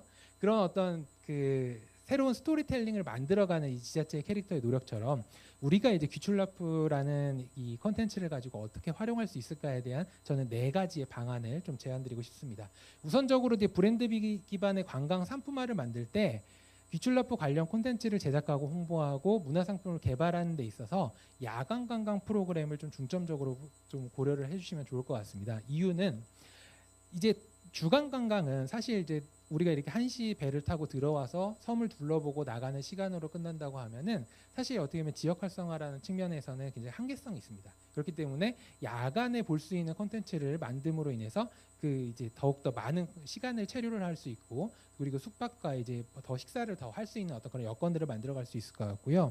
그리고 귀출라프가 전했던 어떤 감자라든가 포도를 주제로 한 요리 체험이라든가 특산품 패키지를 만들어서 홍보하는 것도 굉장히 의미 있는 사업이 되지 않을까 싶습니다. 이 야간 관광 콘텐츠의 하나의 사례로서 짧게만 좀 영상을 좀 보여드리고 넘어가도록 하겠습니다.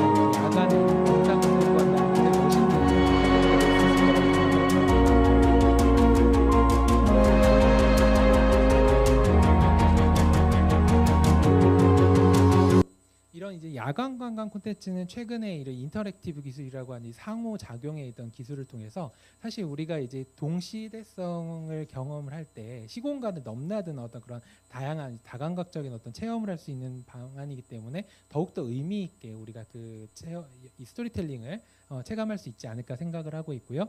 그리고 이제 보령 지역을 대표하는 캐릭터 상품화로 개발을 해서 귀출라프 캐릭터를 디자인하고 그걸 상품화해서 문구류라든가 다양한 문화 상품으로 우리가 개발을 할 수 있고, 그리고 또 이제 마지막으로는 독일에서 온 최초의 선교사라는 어떤 그런 의미를 가지고 한독 문화교류를 증진할 수 있는 프로그램, 더 나아가서는 이제 카일 귀출라프 재단 같은 어떤 기구를 만들어서 이제 안정적인 어떤 운영을 하는 방안을 좀 구상을 해보면 좋을 것 같습니다.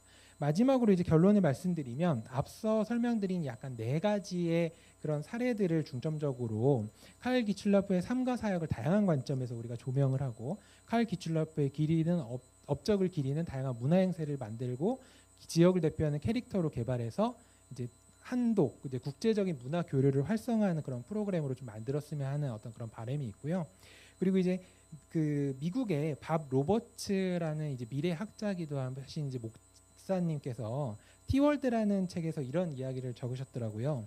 21세기 선교는 이제 해외로 나아가는 선교뿐만이 아니라 지역과 함께하는 글로벌과 로컬이 함께하는 그 문화 사역이 돼야 된다라는 점을 강조를 하시는데, 저는 이제 그 우리가 이제 192년 전에 이제 칼 귀출라프가 메시아가 우리나라를 방문해서 미기적지 선교지였던 우리나라를 방문해서 복음을 전했던 것처럼 앞으로 우리나라가 그리고 우리 이제 지역 교회가 나아가야 할 길은 지역과 그리고 이제 지역 사회를 섬기고 전 세계로 나아갈 수 있는 이 콘텐츠를 활용해서 중점적으로 우리 이제 복음화를 전하는 어떤 그런 기회가 됐으면 하는 어떤 그런 바람입니다. 이 경건주의를 말씀을 해주셨는데 21세기 2010년대와 2020년대로 들어서는 대한민국 시대에 무엇이 필요할까라는 부분에서 좀 고민을 해보면 확실히 이 경건주의가 하나의 어떤 꼭 필요한 의미가 있기 때문에 하나님께서 이렇게 이 고대도를 또 다시금 의미를 부각하시고 많은 어떤 이런 행사들을 기획하시는 게 아닐까 생각이 들면서 발표를 마치도록 하겠습니다. 감사합니다. 최초의 감자 파종지 고대도에 관한 연구를 맡은 대구 동일교회 오현기 목사입니다. 제가 하고 많은 테마 중에서 감자를 맡은 이유가 있습니다. 그 이유는 뭐냐 하니까 최초에 이렇게 감자 파종지로 객관적인 기록이 남아있는 유일한 곳이 고대도인데 특별히 퀴칠라프 선교사와 관련해서 말이죠. 그런데 이곳이 역사가 왜곡되어 가지고 제3의 딴 장소 특정 어느 도라고 제가 뭐 말씀을 드리지 않아도 아까 잠시 거론된 것 같은데 그곳에서 감자 심기 대회를 하고 있습니다. 이름도 퀴칠라프 성령 감자라는 이름으로. 그래서 항상 도전이 있으면 응전이 있어야 되지 않겠습니까? 그래서 여기 대한 바른 확고한 걸 만들기 위해서 정립하기 위해서 이 연구를 지금 교회를 건축하고 있는 가운데서 바빠 죽겠는데 그런데 이 일은 또 제가 할 수밖에 없어서 또 하게 되었습니다. 자, 제가 지금 여러분들에게 이걸 나눠 드렸는데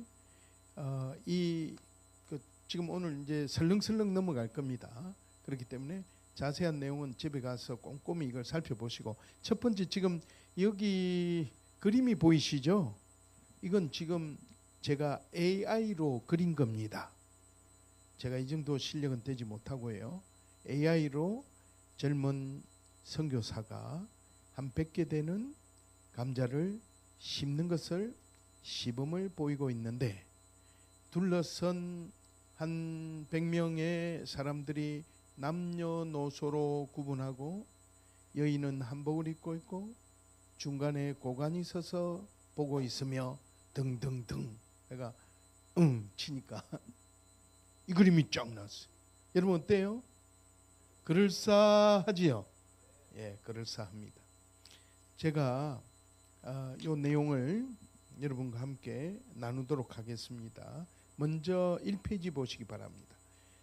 1832년 여러분 제가 나눠드린 유인물 보시기 바랍니다.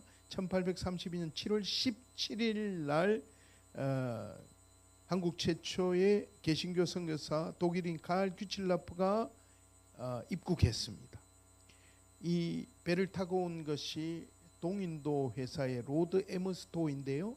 여러분 지금 여기서는 보이지 않지만 제가 고대도 안항이라고 정박지라고 추정한 지역에 지금 국가가 거기 퀴칠라프 기념공원을 조성해 놓았습니다. 그 퀴칠라프 기념공원에 가면 아까 여러분 보셨다시피 우리 잠시 소개하셨는데요. 스페인 설치 미술가 후안 갈라이자발이라는 사람이 자기 하는 작업의 중심 테마가 뭐냐 하니까 메모리아 우르바나입니다.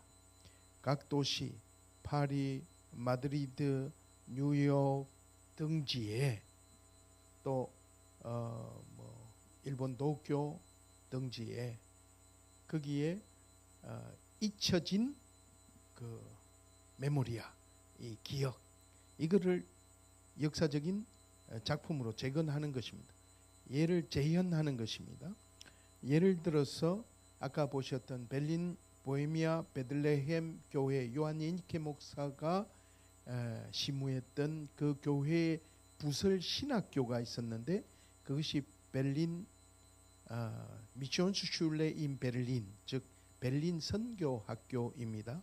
이 선교학교로부터 시작된 것이 고스너 선교회라는 독일의 선교회와 쌍맥을 이루는 베를린 선교회가 거기서 나오게 되는 것이죠. 그래서 베를린 밑에 중앙구에 있는 원래 있던 자리를 다시 그 전쟁으로 인해서 폐허가 돼서 아무것도 남아있던 않는 그 자리에다가 다시 원래대로 복원하되 실루엣을 철근을 가지고 복원한 것입니다. 그래, 그거 제가 2012년도에 아까 충남 문화산업진흥원 팀과 함께 다큐멘터리 촬영을 갔다가 그걸 보고 그때 꿈을 가졌던 게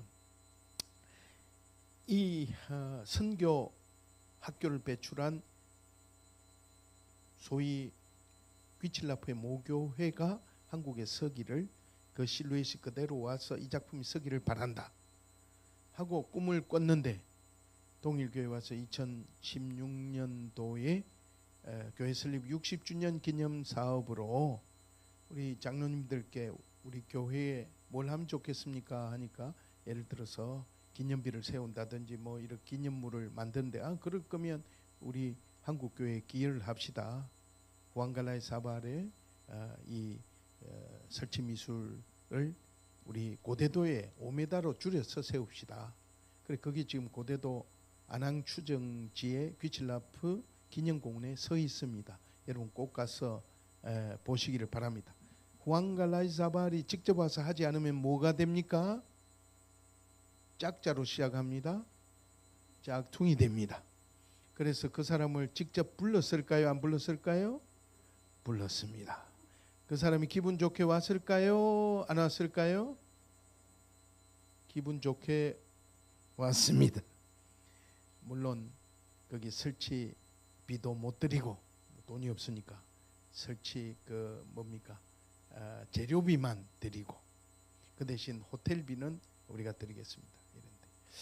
멋진 해안의 와이키키 해변에 뭐 그런 데서 휴양차 가서 만드는 줄 알고 왔겠죠. 그러나 그 당시에 저쪽 안항이라고 추정되는 지역은 대단히 열악한 환경이었는데 지금 가시면 완전히 파라다이스로 변해 있습니다. 다시 돌아가서 오후 3시 5시경 한국의 몽금도 앞바다에 정박했습니다. 1페이지 하단 내려가시면요. 자, 어디에 정박했느냐? 조선 왕조실록 순조 32년 7월 21일 자문이라는 것은 조선시대 중국과의 공식적인 외교 문서입니다. 거기에 나와 있습니다. 예. 그리고 또 한 기록은 왕의 일기라고 불리는 일성록에 순조 32년 7월 11일 14일에 고대도 안항 인박이라는 것이 끌어왔다는 이야기죠. 그래서 도착했다라고 되어 있고 그리고 황해도 앞바다에 정박했다가 그 이후에 내려와서 고대도 안항에 정박했다라고 합니다. 그런데 도착한 항구를 조선의 이 기록은 전부 고대도 또는 고대도 안항이라고 되어 있습니다. 여러분 기억 잘 하시기 바랍니다. 뭐 원산도 뭐 또는 기타의 섬을 한 번도 언급하고 있지 않습니다. 고대도 안항에 그 최종 목적지로 도착했다라고 되어 있는데 그 섬을 표현하기를 지금부터 잘 기억하실 단어가 간케항이라는 영어 단어입니다. 좀 있으면 뭐 곧 나올 것 같은데요.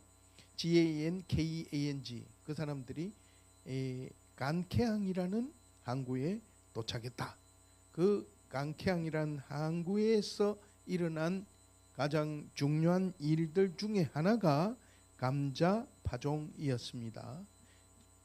지금 제가 하는 이 강연은 간케항이라는 섬이 우리 기록에는 고대도 아낭 고대도라고만 나와 있는데 그 외국인들의 기록에는 간케항이라고 뜬금없이 나와 있다 이 말이죠.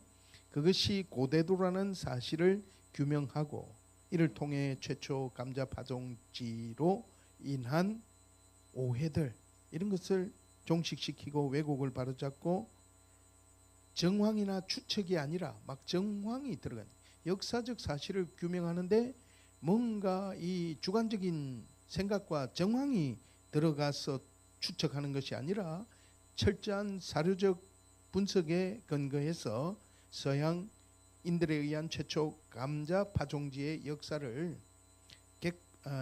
객관적으로 정립하기 위한 것입니다. 자, 먼저 감자의 한반도 유입설을 보도록 하겠습니다. 북방 유입설이 있습니다. 그게 지금 2페이지에 나와 있는데 최초로 언급한 것이 감자의 북방으로 유입됐다는 겁니다. 행포지라는 것입니다. 1825년에 서유구라는 사람은 조선 후기 이조판서 대제학 등을 역임한 문신입니다. 인물입니다. 이 사람의 글에 여러분 근래에 관북은 어디냐? 함경 북도 지방인데요. 함경 북부 지방인데, 이겁니다. 행포지에 거기에서 감자가 언급되고 있습니다. 거기 보면 지금 이게 원문을 제가 찾아가지고 여러분들이 보여주고 있는데요. 이 1825년에 서유구의 행포지에 보면 그 안에 종감저, 저기에 감저라는 것은 고구마를 이야기합니다. 고구마 종류. 그래놓고 밑에 한문으로 흘려놨죠. 부자입니다. 부자. 부록할 때 부, 그다음 뭐라고 되어 있습니까? 북저라고 되어 있습니다. 북저가 바로 감자입니다. 그 뒤에 잠시만요. 여기 이제 쭉 보면은 간단하게 언급이 되어 있습니다. 뭐라고 되어 있습니까? 뭐 북저, 건자, 관북, 내, 엽사복신, 생엽, 이세하총, 생장, 뭐 이렇게 뭐 그렇게 되어 있습니다. 여기 뜻을 이제 번역하면 북저, 감자는 최근에 자자가 여기서 몸으로부터라는 말입니다. 여기서 스스로 자자가 아니라 여기 쓰일 때는 이 관북으로부터 나왔고, 근데 뭐하고 이 잎이 뭐하고 닮았느냐? 이게 무잎과 비슷하고 떡잎은 가늘게 움트지만 무더기로 떨기란 말이 그 안에 무더기로 자란다는 말이죠. 무더기로 생장한다. 뭐 이런 내용이 간단하게 북저, 건자, 관북내 하고 언급이 되어 있습니다. 자, 이후에 1832년에 조승묵이 감자, 밀, 고구마 재배와 이용에 관한 편찬 농업서를 만든 것이 이름이 제목이 재밌네요. 원서방입니다. 원서방. 왕서방 아니고 원서방인데 이 원서방의 서문에 말이죠. 이 원서방의 서문에 유입의 경위와 재배 이용법을 본격적으로 서술하고 있는 가장 오래된 책입니다. 이 책이 고려대학 도서관에 신암 도서관에 소장이 되어 있는데 극적으로 뭐 저 같은 일반인이 연구하겠습니다, 좀 보여주세요 한다고 덜컥 보여주는 그런 도서가 아닙니다. 나보고 직접 올라와서 이거 할 때 옆에서 자기들이 지키고 내용을 잠시만 보고 가라. 뭐 이 정도입니다. 이 국보급에 해당되는 모양이에요. 그런데 하나님의 은혜로 여기 발표하라고 어떤 경로를 통해서 도움자를 통해서 하나님께서 여러분 이거 전문을 스캔해 가지고 도서관에서 연구하세요 하고 보내주셨어요. 할렐루야. 예. 여기 보면 보면 다음 걸 볼까요? 네, 여기 쫙 꺼놨는데 아시다시피 이쪽에서 이쪽으로 읽습니다. 북계시 자 연고탑 뭐 이래 나오죠. 아까 자자가 뭐뭐로 붙으라 했잖아요. 그죠? 북계시의 연고탑에서 나왔다 하는데 이 북계시 연고탑은 뭐냐니까 만주의 연고탑이라는 것은 중국 흑룡강 양안시를 뜻하고 북계시라는 건 옛날에 조선과 청나라가 서로 무역하던 공식 무역 시장입니다. 그래서 북계시의 연고탑 만주로부터 그 북감 나온 이것이 그들이 거기서부터 가져온 누가 가져온지 모르지만 가져온 그것이 북감저라 부른다. 쭉 저기 있는 것이 북계시 자 연고탑 출래 고명 옛날 이름이 북감이라고 북감저 운진불건 뭐 이렇게 주주죽 이렇게 나오고 있죠. 이 내용이 바로 그 말입니다. 그래서 서남 쪽에서 시작해서 북쪽으로 동쪽으로 그렇게 해서 우리나라 들어왔는데 이건 생성하기가 쉽고 파종하기가 쉽고 잘 자라고 농사짓기가 쉽다라고 되어 있습니다. 짧은 한문 실력으로 번역한 내용들입니다. 여러분 한번 나중에 시간 되면 한번 살펴보시기 바랍니다. 자, 이것도 북방에서 유입됐다는 것을 증명하고 나름대로 증명하고 있지만 근데 누구에 언제 어떻게 어떤 이유로 유입됐는지에 대한 내용들이 빠져 있어서 자세한 정보라고 할 수가 없습니다. 그러면 감자 북방 유입설의 대표적인 주장을 담는 것이 이규경의 오주 연문장 전산고라는 것인데요. 오주라는 건 이규경의 호고요. 오대양 육대주 할 때 말이죠. 이 사람이 대단한 인물입니다. 연문장이라는 것은 아주 문장이 거칠다라는 건 이제 자기가 쓴 글에 대한 이 겸손을 뜻하고 있는 겁니다. 전산고 모아가지고 만든 책인데 이게 우리 한국 최초의 백과사전인데 어마어마한 이 양의 분량의 내용도 깊이 있는 그런 최초의 백과사전입니다. 헌종 때 기록됐는데요. 순조 다음 말이죠.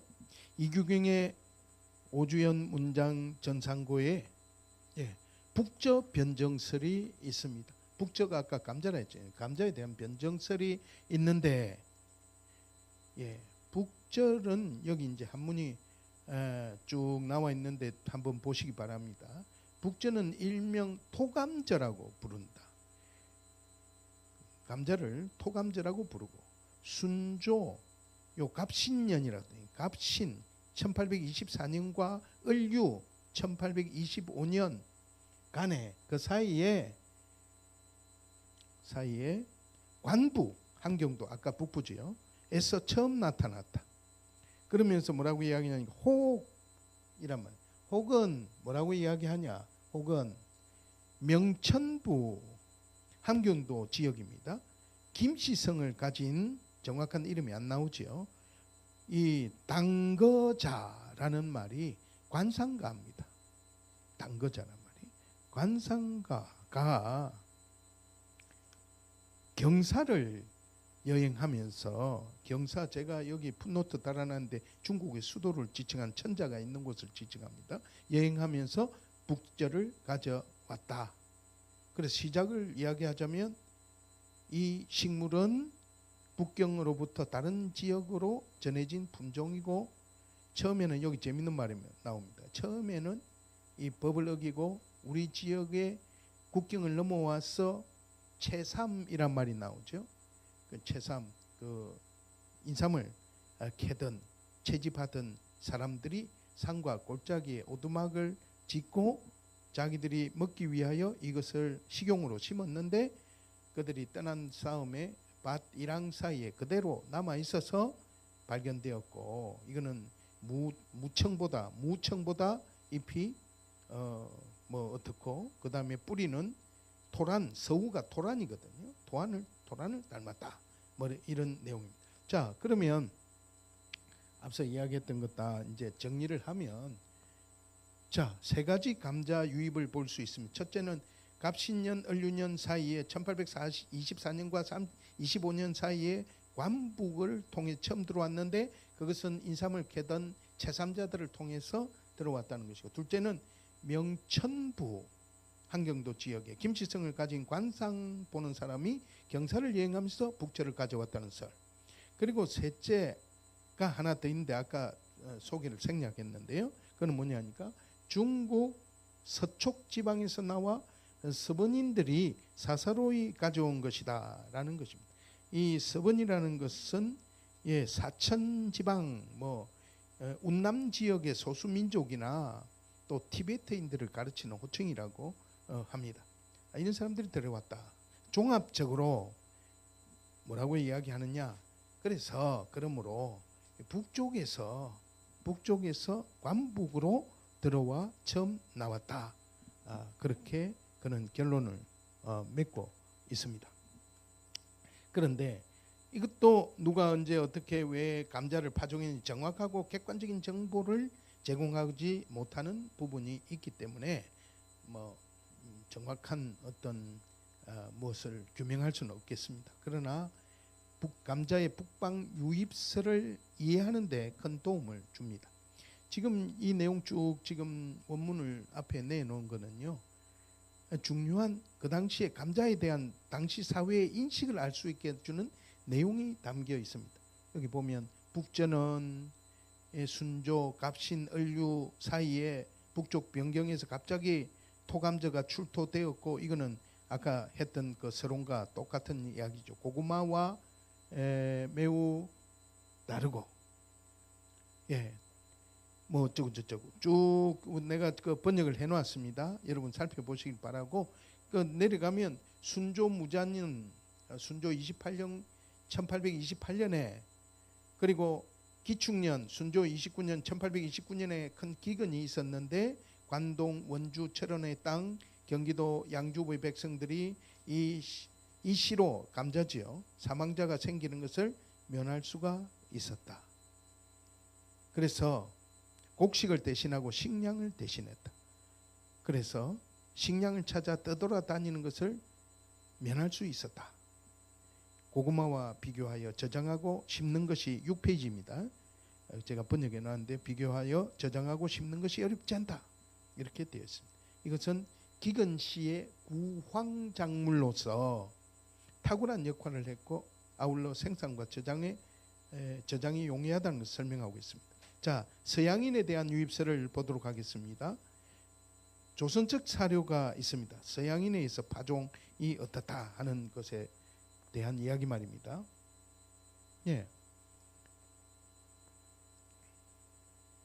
불모도 감자 파종설이 있습니다. 이규경의 아까 그 책 말이죠. 거기 보면 재밌는 말이 있습니다. 우유일종 와은 이게 무슨 말이냐 하니까 또 하나의 와은된 말이 있다. 허황된 말이 있다. 거짓말이 있다. 헛소문이 있다. 그 뭐냐면 임진은 임진년 1832년입니다. 영길리 국선 영국 배가 들어와서 박했다. 근데 무슨 어떻게 박을 했느냐? 정박을 했느냐? 어디다 정박을 했느냐? 홍주 목의 고대도야라고 되어 있죠.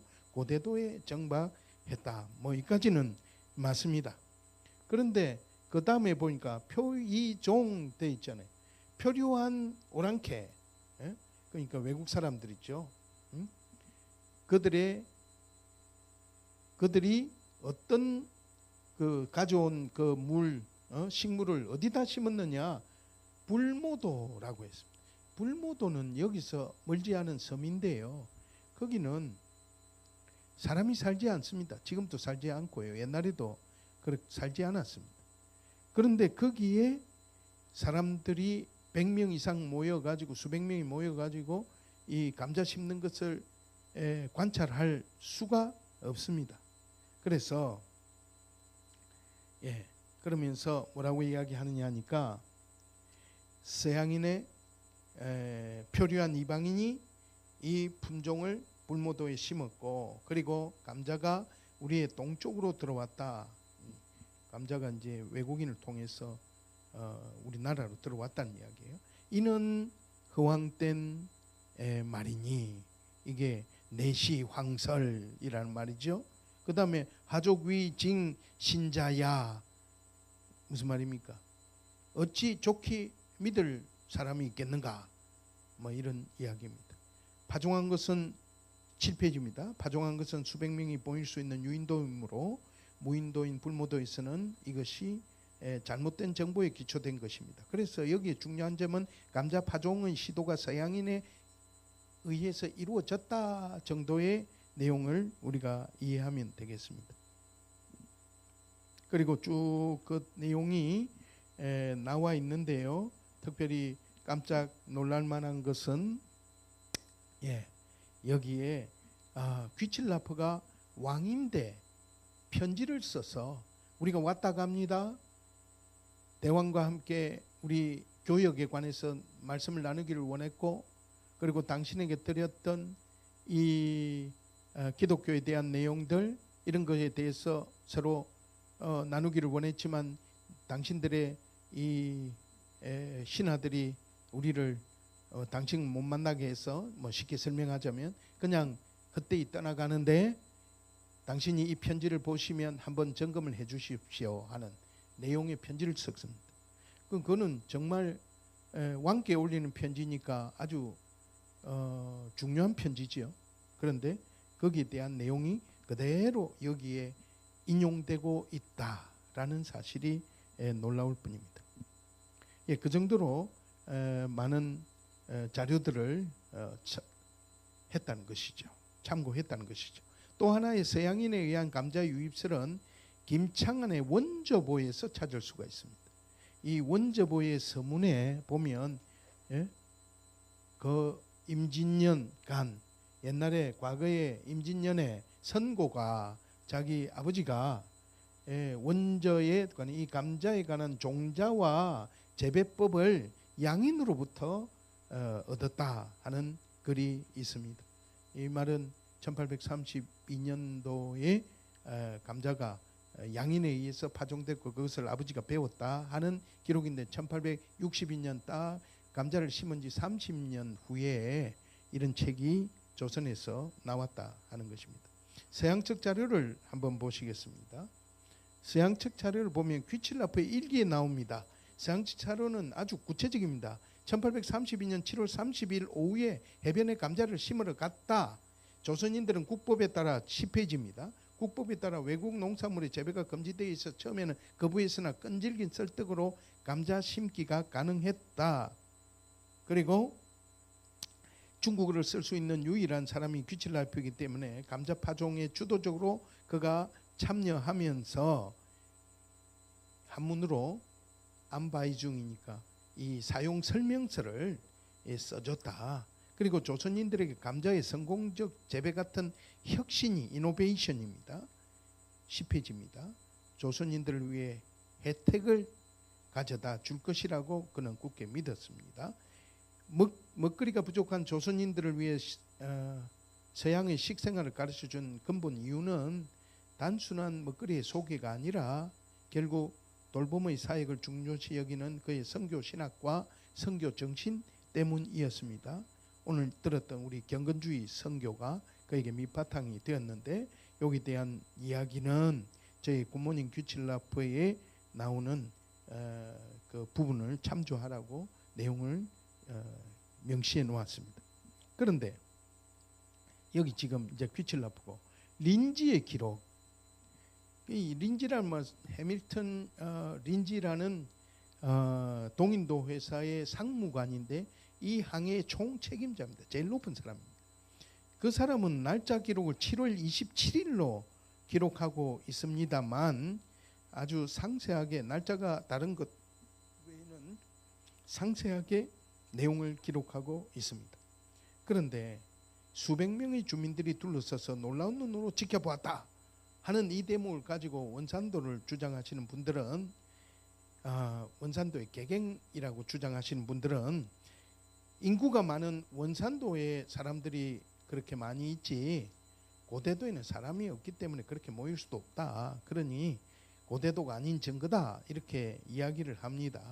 그런데 18세기 조선 후기 문헌을 제가 찾아서 내용을 보니 고대도가 인근 도서들보다 주민이 더 많이 살았고 심지어 원산도보다도 인구가 더 많았습니다. 여러분 지금은 좀 작은 이 섬이고 사람들이 작게 살지만 여기 원래 파시가 열리던 곳이었습니다. 파시는 뭡니까? 정기적인 장이 열리던 곳이었습니다. 자 보시기 바랍니다. 여지도서를 찾았는데요. 1760년경입니다. 저 고대도 나오시지요? 나오시는 게 아니라 고대도 나오지요? 예, 집중해서 이렇게 보면 여러분 이런 표를 만들 수 있습니다. 저기 보면은 몇 가구가 살고 또 남자 여자가 몇 명이 산다 이렇게 나오죠. 이거 제가 표로 만들었습니다.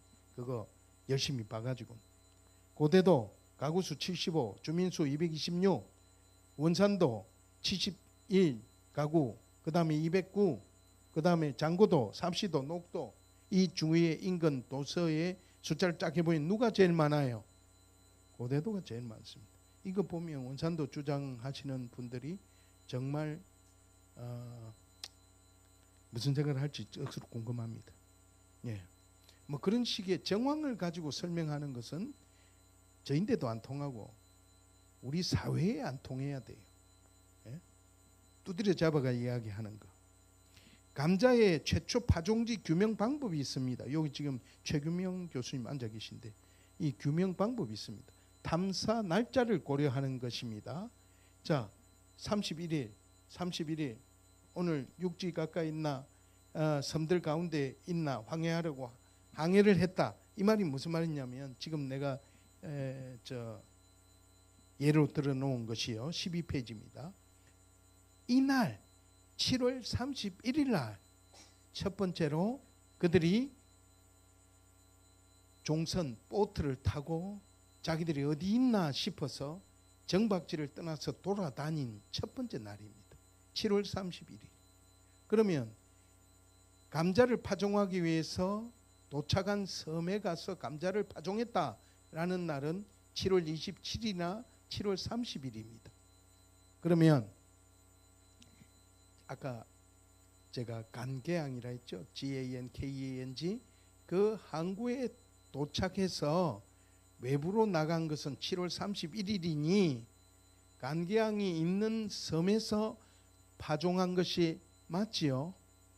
그것을 12면에 기록해 놨습니다. 그 다음에 아니 간계항이란 지역 외에 다른 지역과 혼돈할 수 있지 않느냐. 13페이지 가면 13페이지에 가면요.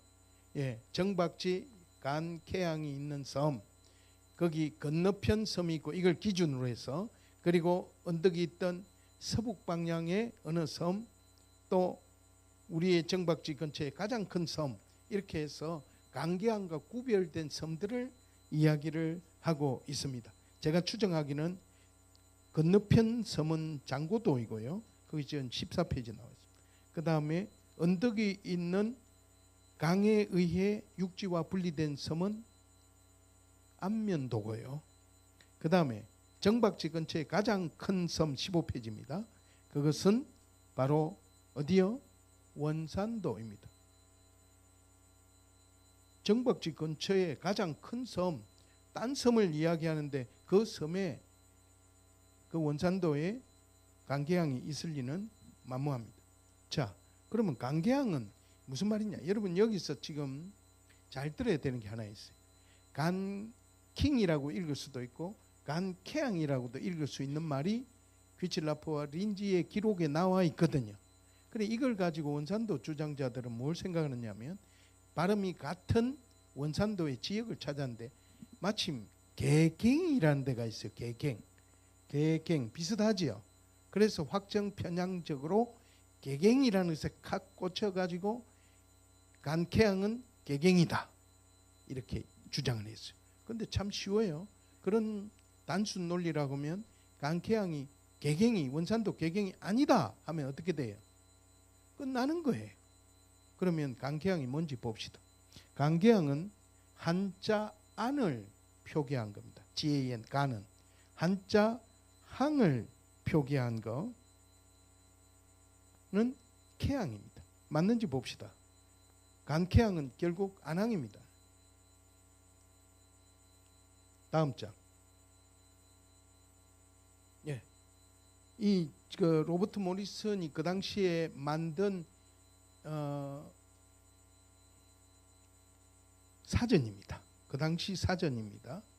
그 사전 한번 보세요. 1819년도의 사전입니다. 간은 안자는 간으로 발음한다. 케양은 항자로 항구 항자로 표현한다.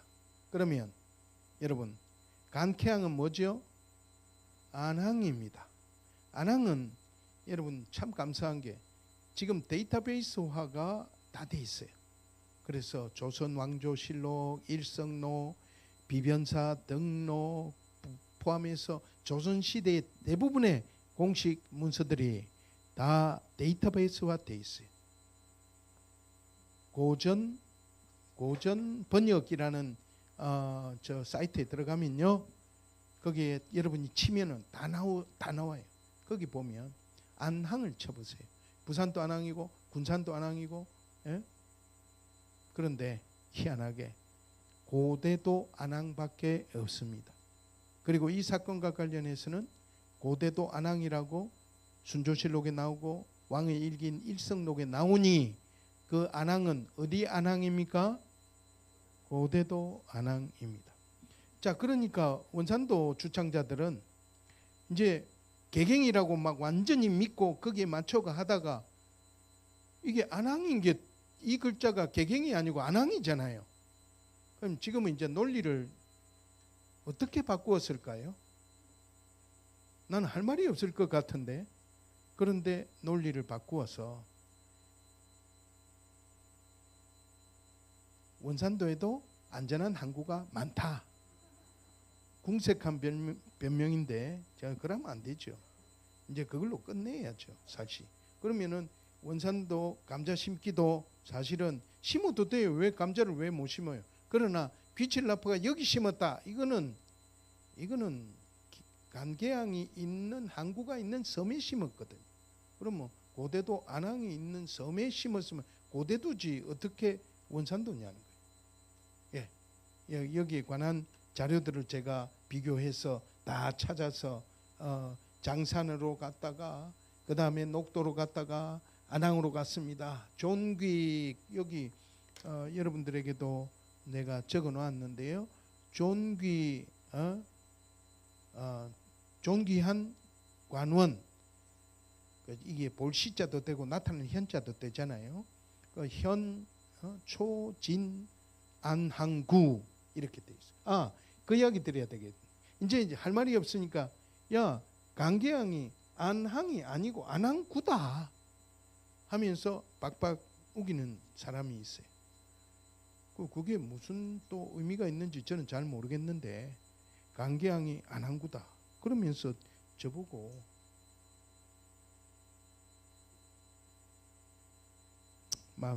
넘어갑시다. 입만 아프니까. 자, 이 말은 무슨 말이냐면 보세요. 존관원 현 초진 안항구 이렇게 되어 있잖아요. 그래서 뭐로서 했나? 문서 예물을 봉헌하기 위하여서 안항에 당시에 당신들의 존귀한 관원들이 나타나서 우리를 초청해서 안항 항구로 들어갔다라는 이야기인데, 예, 이 안항구에서 구는 항자에 해당되는 출입구의 의미를 더하는 전미사로서 안항의 공식적인 이 항구적 성격을 나타낼 뿐입니다. 우리 앞에서 살펴봤던 강계항 그거는 안항이에요, 그죠? 여기에 구자가 하나 더 붙은데 이거는 이 사람의 귀칠라프의 글쓰기의 하나의 그 뭡니까? 하나의 예입니다. 어떤 글쓰기의 버릇의 예냐면 여기 보세요. 우리는 초청되었다. 어디 누구에 의해서 초청되었다. 이 공식 사절에 의해서 초대되어 수도에서 멀지 않은 곳에 여기 뭐라고 되어 있어요? 간케양 하버라고 되어 있어요. 안항이 항구인데도 불구하고 항구란 말을 하나 더 붙였어요. 이런 글쓰기에 그 사람의 탁틱이 사실은 있는데 그게 바로 왕인대 보냈던 그 편지의 내용에 그대로 반영되어 있을 뿐이지 그것은 항구적 성격을 드러내는 안항을 이야기하는 것이 그거는 누가 봐도 이해할 수 있는 이야기인데 지금 그렇습니다. 마지막 증거는 이겁니다. 여기 결정적으로 영국 해군이 그린 1840년도 해도가 있어요. 해도가. 그리고 여기 지금 보면 로드 에머스도 1832년 어떤 항로로 갔다라는 것을 해도로 그려놨어요. 이게 원산도고 이게 고대도고 장고도예요. 자, 여러분 보세요. 이것이 안면도 그 다음에 녹도 불모도를 거쳐 가지고 안면도가 아니고 저 먼 해양의 섬이 갑자기 생각이 안 나는 거야. 외연도, 녹도, 불모도를 거쳐서 고대도로 도착했다. 모선이. 그리고 다시 이렇게 내려갔다. 이렇게 점선이 아예 나와 있어요. 여기에 배가 점점점 원산도로 간 게 있나요, 없나요? 없습니다. 조선 왕조실록에 도박, 어디에 도박했느냐? 본주 고대도 안항. 이건 이제 그 글을 쓰는 사람이 그 입장에서 저거 홍주다 이 말이에요. 홍주의 고대도 안항에 입항했다. 일성록에도 고대도 안항에 임박했다 하는 내용이 나와 있고 금방 강계항이 안항이고 안항은 고대도밖에 없고 그 역사적 맥락에서도 고대도밖에 없고 그렇다면은 이것을 심은 곳은 감자를 심은 곳은 고대도이다라는 것이죠. 감자 파종지는 그러므로 자 이게 뭐 삼난 논법인지 모르겠는데 최초 감자 파종지는 간케항이 있는 섬이다. 간케항은 고대도 안항이다. 그러므로 최초 감자 파종지는 어디다? 고대도다라고 결론 짓습니다. 예, 감사합니다.